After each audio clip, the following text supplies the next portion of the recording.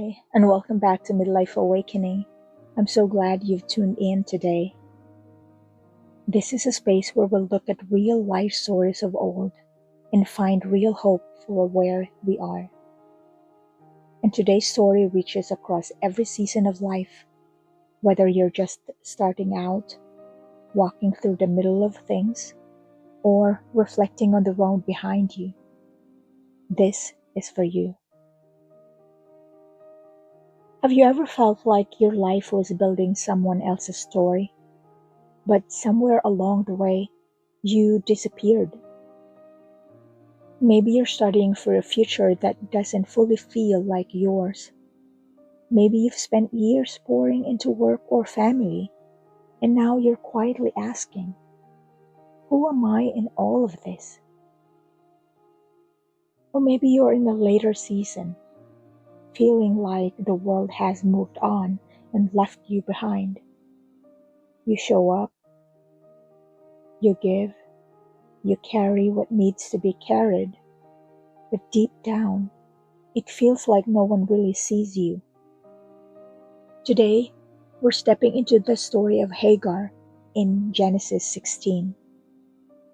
She wasn't a queen or a leader. She was a woman caught in someone else's plan. And yet, she became the first person in history to give God a specific, intimate name.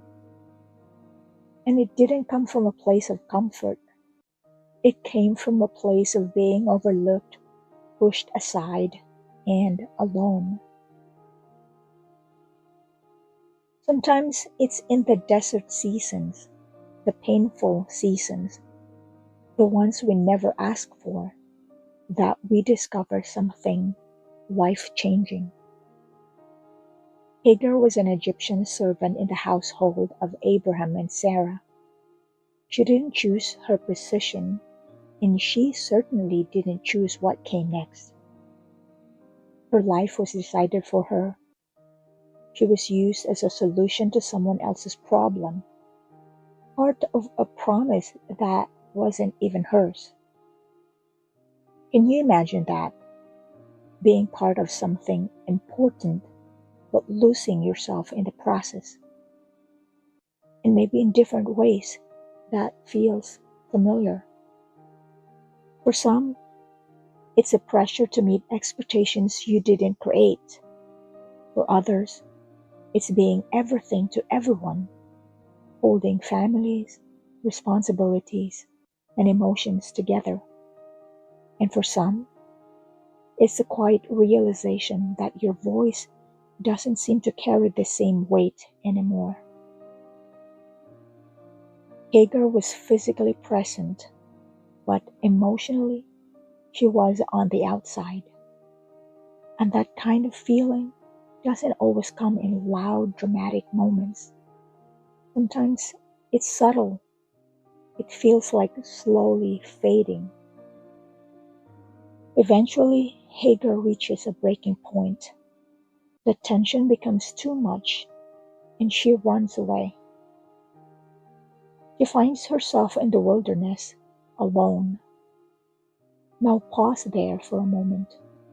We often think of the desert as a place of failure, or maybe even punishment, a place where we usually ask, why God? Or why me?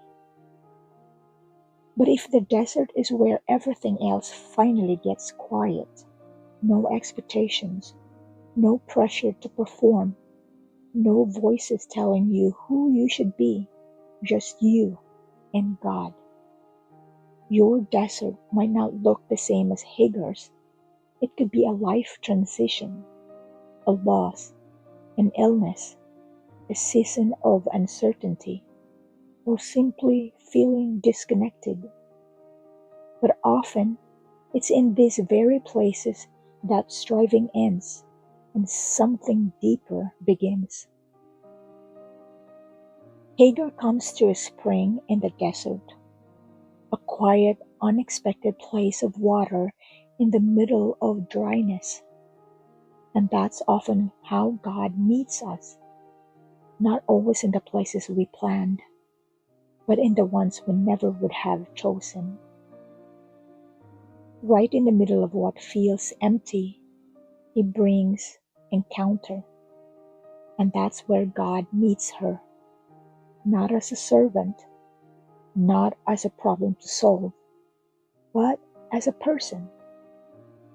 He calls her by name and asks, "Where have you come from and where are you going?" He wasn't asking for information.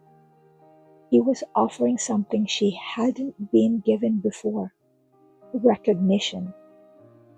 In that moment, Hagar is no longer invisible. God speaks to her, gives her a promise, and tells her to name her son Ishmael, which means God hears.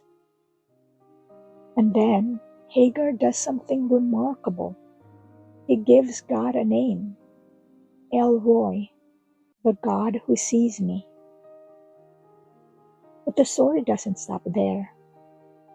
That place in the wilderness where she was seen, heard, and met by God would later be called Beer Lahai Roi, meaning the well of the living one who sees me. A place marked not by her pain, but by her encounter with God. In her lowest moment, she realizes something powerful. The creator of the universe sees her, not distantly, not vaguely, but personally. And that's where healing begins. Not when everything around you changes, but when you realize you were never unseen to begin with. Hagar eventually returns, but she doesn't return the same. She goes back carrying something no one can take from her: the certainty that she is seen. And maybe that's what you need to carry today. If you feel overlooked by people, by circumstances, or even by life itself, remember this: you are not just filling a role. You are not a placeholder. You are not invisible. The same God who met Hagar in the wilderness sees you right where you are, even now. And through Jesus, we see this even more clearly.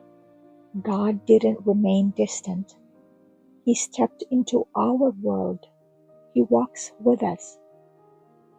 So wherever you are today, take a moment, pause, be still, and let this settle deep in your heart. You are seen by your Heavenly Father. Thank you for spending this time with me today. If this message stayed with you, consider sharing it with someone who might need the same reminder that they are not unseen. And if you'd like to stay connected, you are always welcome to follow along and reach out. I would love to hear from you. Always remember, you are known, you are loved, and you are never walking alone. Until next time.